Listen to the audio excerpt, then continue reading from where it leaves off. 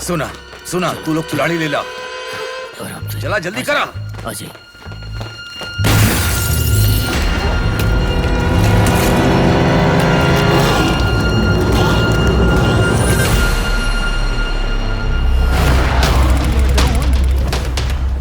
जैसे कि आप देख सकते बड़ा कि यहाँ के हालात बहुत खराब हो गए बा। चारों तरफ अफरा तफरी के माहौल हो गए बा।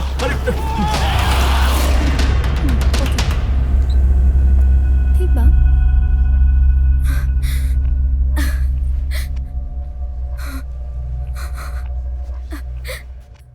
हमका बताइबू आखिर ये सब हो कहा रहल बा?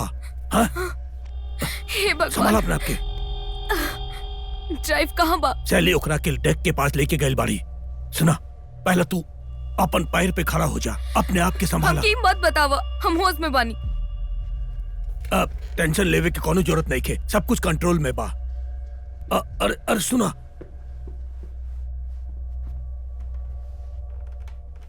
यार हम ही का कह देनी। हमरा तरफ देखा, हमके खुद के बचावे कबा। जब वो लोग तोहरा से सवाल पूछे हैं तो यह बताइया तोहरे पास कोनो रास्ता ना रहे। हे भगवान, आखिर ये सब का हो रहल बा? धात तेरी फिंगरप्रिंट्स। हमके लागत बा वो रेची के खात रहनी। तू हसत काहे बड़ा? रिलैक्स यार, तो के सदमा लग गइल बा, ठीक बा? हाँ, पर तोरा के काहे नहीं लागत बा? अब थोड़ी शांति रखा, ठीक बा? पुलिस के आवे से पहले हमका पूरी स्टोरी तैयार करे बा। हम तोरा के पूरी स्टोरी बता चुकल बानी क्रिस। अरे यार,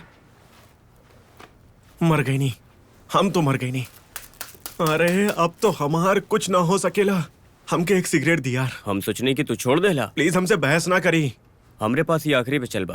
क्रिस, हम अबही केहू के मरले बानी और हमके लागत बा कि सिगरेट के हमके ज्यादा जरूरत बा।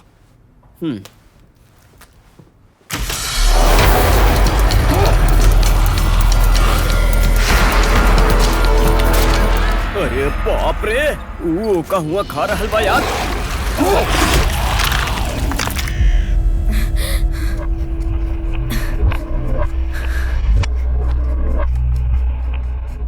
ई कहा तू हमरा के डेरात पड़ू, समझ लो। ये हमके सांस लेवे में मदद करेला। का तू एकरा पर काम करत बाड़ू? हाँ बिल्कुल, हम करत बानी। और वो लोग तोरा के काम पे आवे के कलश ठीक करने? देखा, अभी सीरियस हो रहा बा। हम चाहत बानी कि तुम जौन कुछ जाने लो हमरा के बतावा। आखिर हमरा लोगन के काम के जगह पर गोली काहे लगा था? क्या किया? का तू हमरा के सुन रहल बाड़ू? जवाब दा। अपन मुंह बंद रखा।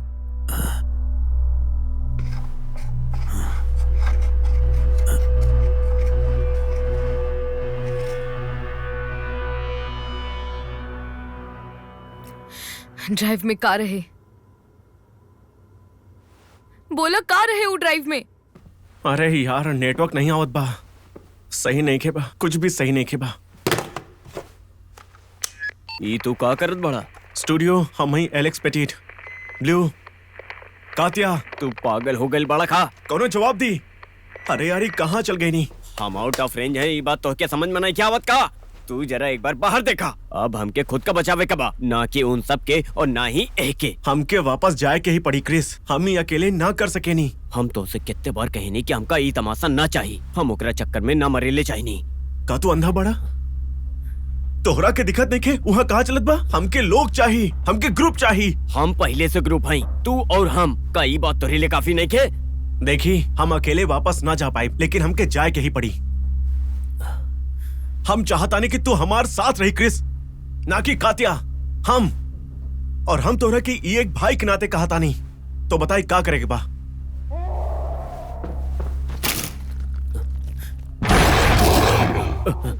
चला चला जल्दी ही जल्दी।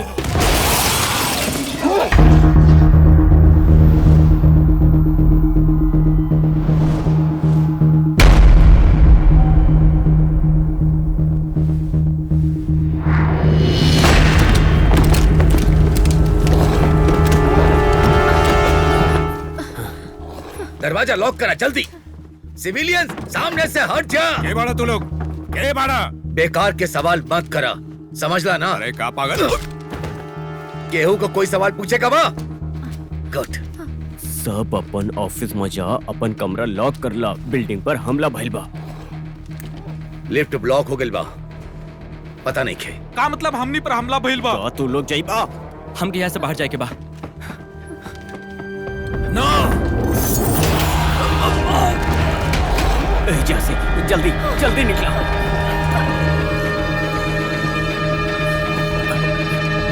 चला चला।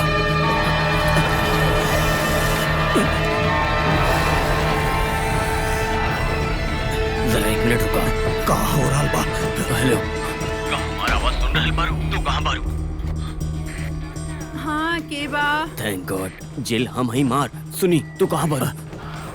जे कुछ भी कहे के बाद जल्दी कहा, हम अभी ब्रेक में देखी, हैं। हमनी के तोहार अभी जरूरत बा। तू अभी सेकंड फ्लोर पर आई चाबी लेके। ओके, हम 10 मिनट में नीचे आवत आनी। तोहार ब्रेक खत्म हो गइल बा, जल्दी से नीचे आई।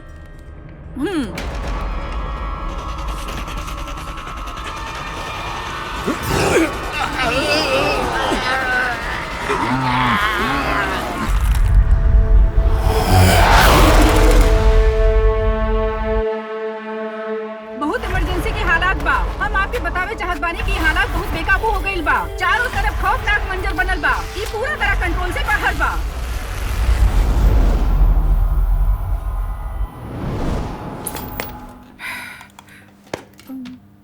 हमनी काफी लंबा इंतजार कर चुकल बानी। आज शाम के हमार कहीं डिनर के प्लान बा। ए लड़की, जल्दी प्ले करा। हमार नाम है सैली। हम यहाँ 2 साल से काम कर रहल बानी।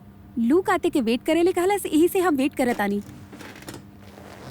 हमार बात सुना शैली, अगर तोहरा यहाँ अपन भविष्य बनावे के बा तो तोहरा हमार नजर में अच्छा बने खातिर अपन बेस्ट करे के होगी। हमरा सिर्फ एक फोन करे के होके, ओकरा बाद हमरा तोहार शक्ल कबो ना देखे के पड़ी। चला प्ले करा। तू चिंता मत करा। ये बिल्कुल यही बात कुछ साल पहले हमरा से भी कहले रहले, लेकिन इनकर मनमानी खातिर हम कबो हामी ना भरनी बुझलू, और फिर भी कुछ न भइल। हाँ।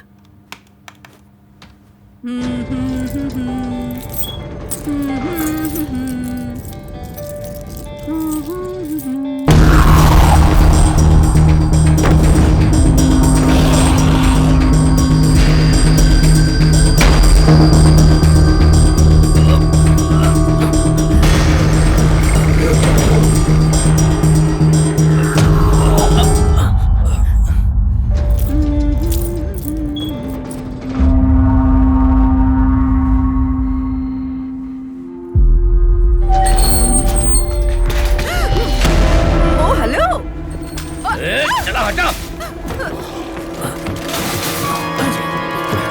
ओके छोड़ा, जल्दी आवा, चला, इन्हें आवा।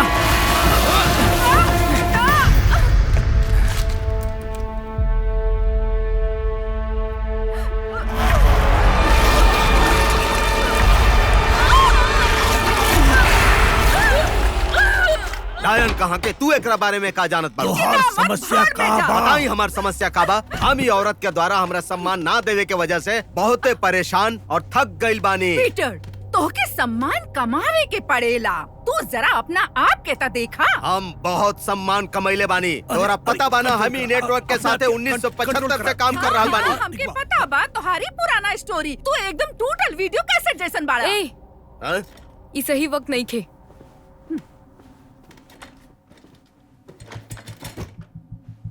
जल्दी वीडियो के चलावा। हम बानी प्रोफेसर लेबोर्ड और एक खतरनाक वायरस के लेके ये हमार फाइनल रिपोर्ट है। ई जे है पैंडोरा वेरिडे सिबेरियकम। ये रिपोर्ट खातिर मंजूरी ना मिलल। ये बस हमार कन्फेशन है। ई वायरस साइबेरिया के नीचे जमल मिट्टी से खोजल गईल रहे।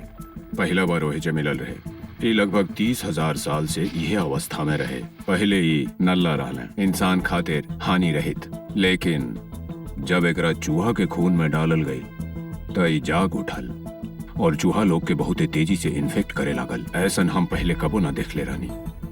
पैंडोरा वेरिडे की वजह से पहला ही 24 घंटा के अंदर चूहा पूरा तरह से बेजान हो गई। और अजीब बात यह ऐसा लागत रहले कि वो चूहा अब भी जिंदा है और उनकर आक्रामकता बढ़ गई रहे, जबकि वायरस उनकर जान ले रहले पूरा तरह से। हम बहुत जल्दी एक सरकारी कॉन्ट्रैक्ट करे में भी सफल हो गई नहीं। भरपूर पैसा और सुविधा वो चाहत रहले कि हम एकरा से सिपहियन के जिंदगी के बढ़ाई, ताकि वो लोग लगातार लड़त रहें, मरे के बाद भी भले ही अपाहिज हो जाए। ना, ये तो बस एगो साजिश बा। ई बकवास बा। करे के पड़े। हम क्या पता बा कि सरकार ये अपन फायदा खातिर कर रहल बा। कौनो वायरस नहीं खे। हालांकि लेबोट हमार सबसे भरोसेमंद सोर्स रहे। वो झूठ काहे बोली? हमके नहीं क्या पता खतरनाक काहे कि वो झूठा होखी। हम जानत रहनी की नैतिक नहीं की। हम अपन आप से कहने के अंत में कर कुछ मकसद तो होखे के चाहिए। हम गलत रहनी। बाद में ये वायरस बहुत ही खतरनाक बीमारी के वजह बन गई। एकर इन्फेक्शन मुंह से या फिर इन्फेक्टेड मटेरियल के संपर्क में आवे से होखे लागल, और खुलल घाव से भी। 100% केस आवे से ही साबित हो गई रहे कि खाली नोचे से या काटे से इन्फेक्शन हो सकेला। एक बेर केहू अगर इन्फेक्टेड हो जाए तो ओकरा बाद उ जीव बस जीवित चीज ही खाए लागेला, और ऐसन करे से उनकर कोनो शारीरिक विकास ना होखेला, लेकिन ऐसन लागेला कि उनकरा एकरा से ईंधन मिल रहल होई और वो ज्यादा खतरनाक हो जाला। और एक बेर अगर ऐसन स्थिति बन गई तो इनकर सर अलग करके या इनकर दिमाग खत्म करके इनका खत्म कइल जा सकेला। लेकिन ये फिर भी आवत रहेले। 23 फरवरी 2017 के लैब में केहू घुस आइल रहले। शायद केहू टेररिस्ट रहल। वो भले ही जे भी रहले, लेकिन उनकर पास अंदर के सारा जानकारी रहे। उनकरा बढ़िया से पता रहे कि उनकरा का चाहिए, और वो सब ले गई। वो इतना सैंपल चोरी करके ले गई जेकरा से कम 40 पॉपुलेशन जोन के एक साथ निशाना बनावल जा सकेला। अगर ऐसन भइल तो एकरा से कम 99% मनुष्य जाति विलुप्त हो सकेला। हमरा ना पता आगे का हुई, केहू पे भरोसा नहीं के। हम जा रहल बानी। हम अपन सारा डेटा और साथ साथ सारा सैंपल भी खत्म कर दे। जल्दी ही ई एकमात्र जरिया रह जाई पैंडोरा वेरिडे सेबेरियकम के बारे में जाने के। हम एकरा पूरा दुनिया के बताई। हम फैसला कर ले बानी। हम सब नतीजा के सबके साथ मिल के भोगब।